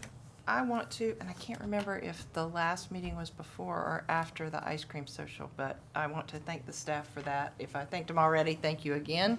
And also, I want to thank the fire department because I went to the fire department function that they had, and that was phenomenal. They ordered the weather wrong. The weather was horrible. But they had a good turnout despite that, and the kids had a great time. I can't tell you the number of times my child put on that fire suit. I think she is a firefighter in the making, and she even chopped that little thing that simulates chopping wood. I can't tell you how many times. So they put her to work that night. So it was a lot of fun, and I want to thank y'all a lot. You're doing a great job. I can't tell you how proud I am of the employees at Kill Devil Hills. Thank you, ma'am. I'll pass that on. Okay. Mayor Pro Tem? I have 2 things. The first thing is I participated in the beach sweep on Saturday. I wasn't able to spend the whole 3 hours, but I got there about 10, and I picked up for about an hour and a half, and I went over an area that had already been done by some of the surf rider people, and they pretty much picked up the bottles and the cans and stuff like that that were real visible, and and I just took an area and was a little more, looking a little more detail, and I didn't probably go, this is, believe it or not, an hour and 20 minutes. I don't think I went 100 feet. And part of the way they have that set up, you get a tally sheet, and you're supposed to record everything that you pick up. Surfrider Foundation has these records anywhere they do these kind of things, and they're worldwide. And they like to keep track of stuff like this. So it was just myself, and I couldn't do a mark every time I picked it up. So I picked everything up, filled the bag, and when I was leaving, I dumped it out in the parking lot and counted everything and put it on the tally sheet. And as I said, most of the big stuff was picked up. What really stuck out, and I had sent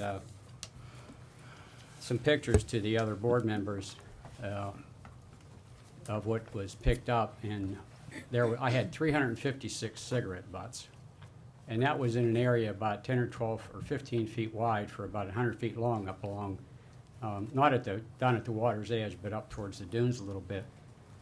And that got me to thinking about,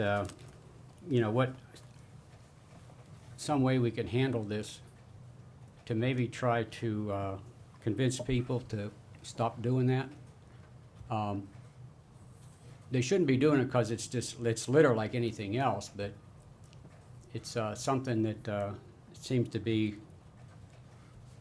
I don't know, it seems to be a habit of a lot of people. I don't know that I've seen a whole lot of people carry their cigarette butts off of the beach, but I think that we might want to try to explore having some sort of a public relations program, have some signs made or something and put them up at the beach accesses, and maybe perhaps some places along the beach to make people aware that they should be picking all their stuff up, and especially these kind of things. So I think we're going to be kicking that idea around to try to come up with something and see if we can get something ready for next season. The other thing I want to talk about is the fireworks next year. Debbie, you and I had a discussion. Do you want to chime in a little bit on this one? Absolutely. Want me to chime in now? Sure. Okay. Yes, sir, we did discuss that, and we've been discussing it ever since we've had to stop doing it because of the new regulations and so forth. But Commissioner Hogan had indicated that there was a real strong interest again, and in discussing that with Fire Chief Tilley, he made contact with, I'm not sure if it's the owners of the pier or the managers of the pier, but we think that with some of the regulations that have kind of been loosened a little, that they're now willing to reconsider having the fireworks display on at the Avalon Pier, which is one of the very few locations in town that we could have the demonstration, the fireworks show. So in my discussions with Commissioner Hogan, I indicated that in the past, when we were doing the fireworks, we were able, by putting a deposit for the show that upcoming year, making a deposit in December, we're able to get a little bit more, no pun intended, bang for our bucks. Whether you paid, got like a $20,000 show and you paid it early, you might get some extra fireworks, or if you did an $18,000, you might get the 20. It's been a while since we've done it, so I don't really know how that's working anymore. But in talking with Nag's Head and Manio, they spend between $19,000 and $20,000, not counting any other incidental costs. So I think if the board was interested in us pursuing that, what I would like to do is get some proposals with any of the different paying a deposit or whatever that might get us a better show, and bring that back to you at the November meeting, and hopefully the board would be able to approve a contract at that time, which then allows our businesses and our visitors and our citizens and everybody to know that this is what we're planning to do. Because I think we all enjoy it. It's like I was telling Commissioner Hogan, it's not just for the visitors, our citizens, and just just really enjoy it. So if that's agreeable with the board, then we'll start working on that tomorrow. Yeah, I'm all for And it. at one time, there was some money from the Visitors Bureau, and I would also want to we haven't been getting that, using that obviously because we haven't been doing it, so we would also want to get in line with that. That's So I think exactly the what I was sooner- gonna ask. I think the sooner we're ready to commit, the better. Well, didn't Nags Head and Manio get money from them? They did it one time, I'll be honest with you, I don't know if that's still going on. I know they because- have for the last 2 years. Okay. So as recent as last year. I don't know Okay. where things stand, so we would definitely need to look into that. Sure. but- The, correct me if I'm wrong, I don't know if I was dreaming this or if we talked about it, that by doing it this way also, the money would be split between 2 budget years, is that correct? Well, it would be this year. Well, no, I'm sorry. Because That's if not. we pay the balance in July, that's the next fiscal year, right? Well, my only reason for hesitating and answering that is because we will have signed a contract, so we will have obligated ourselves I for understand. that, so it would be an Yeah, it'd have to encumbrance. be. Yeah. But what would happen is, we would start getting on that cycle, to where Right. you would have the money to pay half, Yeah, I and got it. it would all work itself out. Yes, sir. But you have to pay 2 halves each year, so it's all the same, Exactly. Yes, and you have to. unless you skip the years. Well, can't do that, I guess. Okay, is there consensus from the board for the town Well, manager? I have some safety questions, and I don't know much about it, except I know that I'm way out of date. It's been 20 years since I've done an explosive safety inspection, but the basic parameter, as I recall, is 300 feet explosive safety arc, and then there are also variations on that that are much less than that vary depending on the diameter of the mortar involved. But Chief, tell us a little bit about what's happened to those safety since the Ocracoke explosion, and how they changed, how they went up, and then how they've been relaxed, as Ms. Diaz just told us. Commissioner Pitt, you're right on. The regulations did increase as a result of that explosion that was in Ocracoke. Don't quote me on the distance, but I believe it's like 75 to 100 foot per diameter for each. A 3-inch mortar would be 210 to 300 foot Right. clearance. And that has been relaxed now? No, sir, it's right in line with that. It's still, and so we were unable to do it in the past because of the more stringent regulations, and now we are able to do it? Commissioner Pitt, I'm not sure what happened in the past. Okay. Because I wasn't here. I'm confused a little bit, Okay. that's all, Debbie. I don't really, I can't really address why,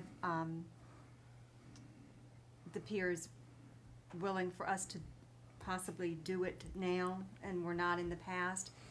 The only assumption I can make is maybe they don't have to, maybe there's something that has changed that they don't have to shut it down as long. Okay, and so we're relying on the pier for their safety knowledge, is that what you're saying? No, sir, we would not be relying on the pier. There's still regulations that have to be met. Okay. I mean, Nags Head does theirs at a pier in Nags Head. Right, We would certainly do whatever they do and follow whatever those regulations are. I'm just saying that I don't know why we're, I don't know why the pier is willing to allow us to do it now. It was okay. my I understanding- didn't realize that. I thought that we weren't doing it in the past because of the safety regulation, not because the pier said no. I misunderstood, I guess. It was not because of safety requirements. Well, I think Commissioner, it there was- will be times when the pier will have to be shut down as we unload, well, the chosen vendor to do the fireworks. We'll have to shut down the pier for a certain amount of time Right. to move the fireworks. Yeah, no, I'm familiar with that. Yes, sir. And I think in Yeah. the past, at least the assumption was that it had to be shut down for a longer period of time. All than it day. actually has to Yeah. be shut down. Okay, and does, who would it be? Bambini, is that who we're talking about contracting with, or Zambini, I mean? Zambelli, Zambelli? that would certainly be one that would. Okay, and so he knows that he can't park his truck in the parking lot all day and all that jazz? Zambelli is the the current contractor for the town of Manio Yeah, and the town of yeah. Nags Head. So yes, sir, they know. Yeah, I just think we ought to make sure we understand what the safety requirement, if we were to have an accident, God forbid, but if we were to have an accident, they will not go to the proprietors of the pier. And they will, well, yes, they will go to Zambelli because he holds his license, but they will definitely come for the four of us, I can tell you that. And having sat on a few investigations of terrible accidents, after watching what happened in Ocracoke, I'm a little bit nervous. I just, I understand. And I think that's, I think that's probably something that each of the board Yeah. members have felt, but, we did Yeah. fireworks from the pier for a number of years. Oh, yeah. And No, I think know if we they're- have. If the I know we board have. is interested in doing it and they're Yeah. willing to allow it, then this would be the next Yeah. step. does anybody know what the dimensions of that parking lot are? Do we know what they are? Anybody willing to hazard a guess? Can you get a 300-foot circumference arc laid in that parking lot? You think? Without crossing a hotel or a house or Awful Arthur's or? Well, when Nags Head did theirs, there's some apartments or a pier or I don't know if it's a motel or there's some apartments right next to bordering their Yeah, parking lot. yeah, well, there's, None of that had to be evacuated, yeah. so. Well, there's also all kinds of ways to cut the mustard, you don't have to bring the big truck into the parking lot. You can you can take it over to the Public Works area and break it down into 2 or 3 or 4 truckloads, and then you don't need the same arc, I think. I'm not sure I know what I'm talking about either. It's been a long time. The chief would know, or he's gonna find out, right? Yes, sir. But I think we really do need to know, and we need to be prepared to enforce what those requirements are. Oh, absolutely. And with knowledge, Right. not with permission of the owners. My comment there was simply that they were willing to consider it Yeah, being yeah. used, not that we were banking Yeah. our actions on them saying it was okay. Yeah. Okay. So I think when we come back with information, if we have consensus in a moment to do that, that in addition to the proposals would also be to educate us on what those requirements are, especially since they did change. It's my understanding they changed after the 2010 incident, and then they may have changed again since did. then. So whatever Well, the current and- standards are. And typically NFMA requirements change almost every year, don't they, Chief? They can, yes, sir. Yeah, because what is that, 2111 or something like that? I don't know which one it is, but anyway, So probably a good schooling for us on and that way too, that way we are educated to share with our constituents what the perimeters are. and I'm assuming that in North Carolina, they just do the NFMA, don't they? They don't have their own state requirement, they just use the, The Office of State Fire Marshal will put regulations in place. right, but it'll just be the National Association standard and guideline, Yes, right? sir. Yeah, And then the Dare County Fire Marshal will be involved yeah, Yes, ma'am. in this situation. yeah. Even the armed forces use that, that's what they do. You go to their regulations, which were supposed to be so super, and then what they say, they refer you to NFMA. The NFPA. Whatever it is. NFPA. Okay, So, is there consensus to give the town manager yeah, yeah. direction to Yeah, I'm okay with their that. estimates? Yes. Okay, we will have you something back at the November meeting. Okay, great, thank you. Anything 13th. else, Mayor Pro Tem? No, that's all I have, thank you. Can I go back and say something? I did not see you back there, Chief Tilly, or I would have said something directly to you about the fire department stuff, so sorry about that. I didn't see you back there, so I apologize. That's what you get for sitting in the back row. He gets here early. Yeah, You get a I was good gonna back say, row I seat. Yeah, we don't have that luxury. Okay. Under the mayor's agenda then, one item that's in your packet is a proposal to host a capital improvement plan work session. A proposed date is Friday, November 15th at 9 a.m. here. Does that work with your calendars? Did you all have a chance to check calendars prior to the meeting? Yeah, that works with my calendar. When would we get the the proposal, the straw man, to start marking up and looking at. All the different items to, Yeah, because that's gonna discuss? be, if we're really gonna do a good plan, we probably need about a week's worth of grace. My Before the intent meeting. had been for it to go out with the packet for your Wednesday night meeting, which would be the Friday, that's the Friday before. this would be about a week. But The 8th, I think. I'll discuss that with Beverly tomorrow, and we'll get it to you as soon as we can. Because if we could have it, say, if we're gonna have this on the 15th, Yeah, if it goes out on the 8th. yeah, if we could have it, like on the 8th, so we have. Yes, sir, that was the intent. That would Yeah, be the yeah. Friday before the Wednesday meeting, your regular meeting. We Okay, were just gonna, okay. Because it really takes quite a bit of thinking to. The problem is that you can only do a third of what's there, is the way it always works out. Okay, so we will move with having the work session on the 15th at 9 a.m. And then we'll receive the information at least that week prior to start viewing. motion, if we could do that by motion, please. Yeah. Okay. And by that time, we will have some commissioners-elect. Yes. Yes. So I think that when they should be specifically invited to sit in on this meeting. And we prepare commissioner board elect packets. Okay? That'll be Okay. good. Once the election takes place and, Yeah. Okay, great. Okay, well, I'll make a motion that we hold a capital improvement plan work session on Friday, November 15th at 9 a.m. I second. Any further discussion? All those in favor, please signal by saying aye. Aye. Aye. Any opposed? thank you. Thank you. And the only other thing, actually to follow up on your comment about the cigarette butts that you had collected. First, just to thank the surf riders and all the volunteers that volunteered to do the clean sweep. I was out of town this weekend, but I appreciate everybody coming out and looking after our beaches. I did have a meeting earlier this afternoon with a representative from the health department. She actually meets with, or she's representing a number of counties in our area. Her name is Lisa Phillips.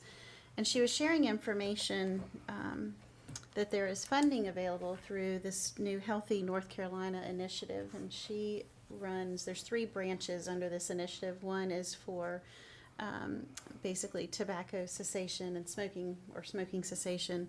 Another is healthy eating, and another is healthy lifestyles. And there's grant funds that are available through each of these initiatives. There's certain things that you can spend money on and certain things that you cannot spend money on. But when she and I were discussing this, one of the things that you can spend money on, or some of these grant funds, are signage, and so educational campaigns. But another component that we were just talking about was the possibility of relooking at our town ordinance on smoking on town properties.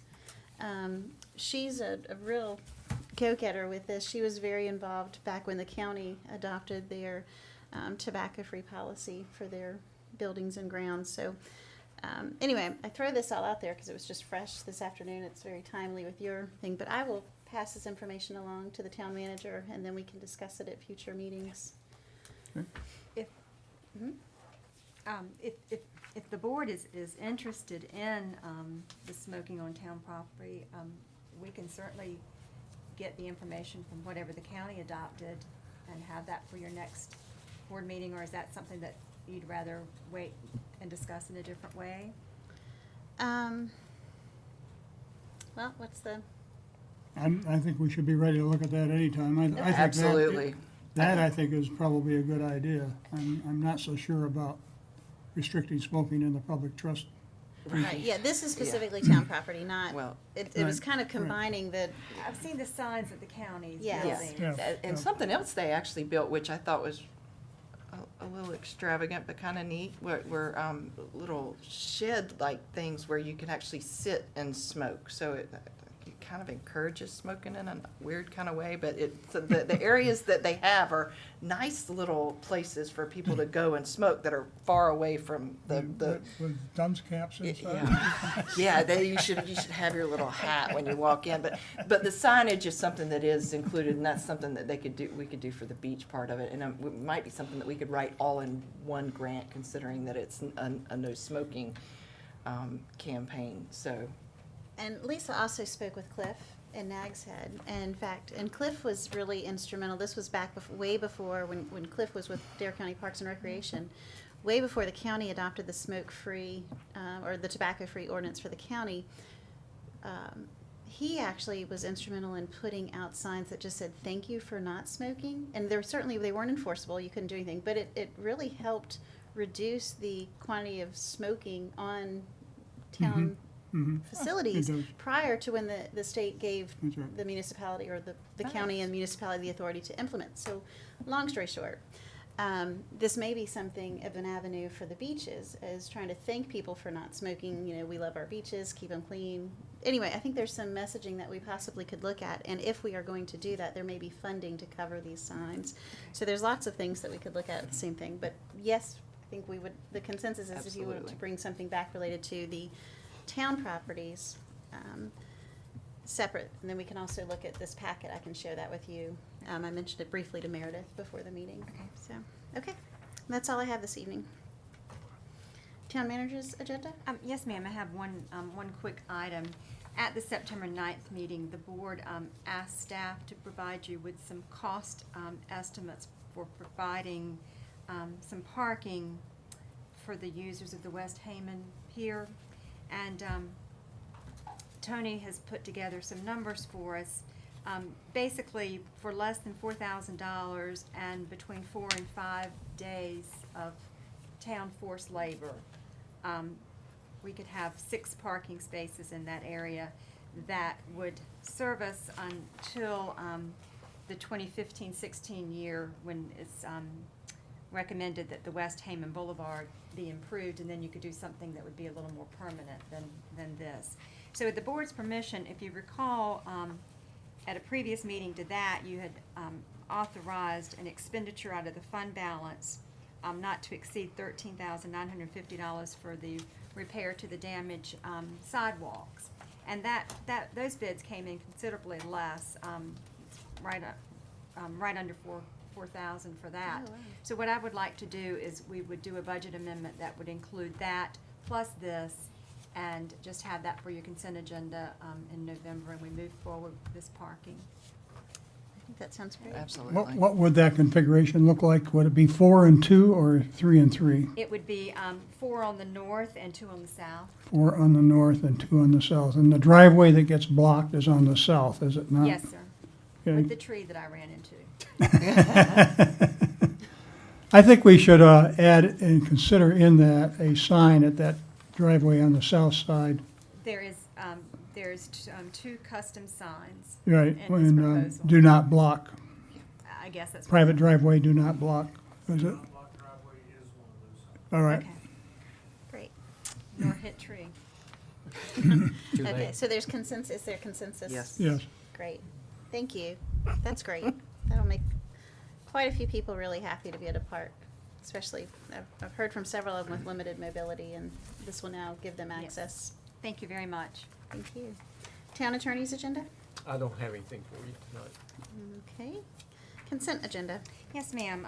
4 items on the consent agenda, the first being the minutes from the September 9th meeting, 2 budget amendments. I'm sure you recall that you actually did a budget amendment to record the encumbrances, but we did have a reduction in that both the general fund and water fund had contracts that work was completed prior to June 30th but not billed into the current year. So that budget amendment is simply a reduction in that. The second one is for overtime grant for drug enforcement. Third is the ordinance adopting the supplement 12 to the town code. These are ordinances that were previously adopted by the board, and this simply states that this is correct. They have been reviewed, and they're found to be accurate to the board's actions. Number 4 is asking you to set a public hearing for historical landmark designation. This is 2400 North Virginia Dare Trail. It's the White Cottage. Would ask for a public hearing for November the 13th, 2013 at 5:30 p.m. And staff would recommend approval of the consent agenda as presented, which does also establish the public hearing. I move approval as presented. Second. Any further discussion or any discussion? All those in favor, please signal by saying aye. Aye. Any opposed? Thank you. Thank you. Okay, this is now moving on to the second time set aside this evening for public comment. It's a time, an opportunity for anyone to address the board with any item. Is there anyone who wishes to speak at this public comment? Yes, Jack.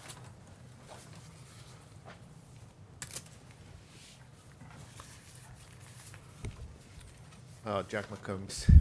I want to compliment the current board and the previous board for the work they did on Bay Avenue on the multi-use path. That was done in 2 phases. If you've been up there in the morning, Safe Routes to School is really working. There's a lot of traffic on that with the children in the mornings and in the afternoons. Moreover, throughout the day, you see a lot of people walking along that, riding fat tire bicycles. So that was a good program, and I really thank this board, the previous board, and the town staff for working so hard. Hope to see sometime in the not distant future completing that multi-use path around on Canal and up to First Street. And I hope that's sometime in the works. Thank you. Thank you, Jack. Is there anyone else that would like to speak this evening? Anyone else? Okay, we will close public comment. And Jack, I'm guessing that's going to be one of the items on our list for our capital improvement work session on the 15th. So we'll be certainly discussing how to fund some of these things. Okay, anything else that anyone has this evening? Mayor, I'd just like to point out that we do have some copies of the presentation that Bobby did for us, if the folks would like to take them. Okay, great. Help yourselves. Anything else? Okay, a motion to adjourn? So moved. Second. Any other discussion? All those in favor, please Aye. signal by saying aye. Aye. Thank you. Good evening. Thanks for being here. Thank you, everybody, for coming.